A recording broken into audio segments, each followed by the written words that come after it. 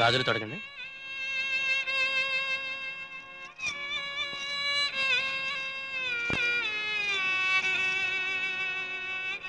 ఇప్పుడు బొట్టు పెట్టండి అమ్మా.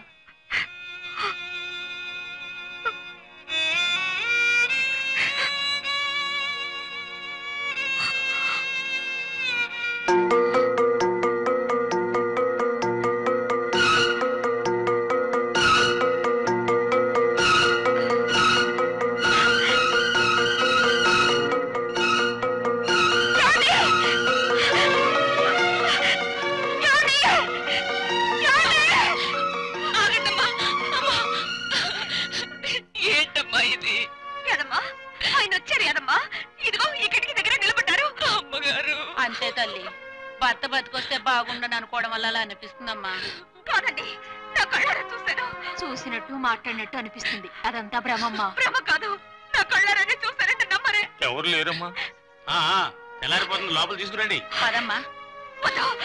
నా పసుపు కుక్కలు తీయద్దు, ఆయన బ్రతికే ఉన్నారు. అలాగంటే ఎలాగమ్మా, లోపలికి పద. నన్ను వదలండి యాదమ్మా, నువ్వైనా చెప్పు యాదమ్మా.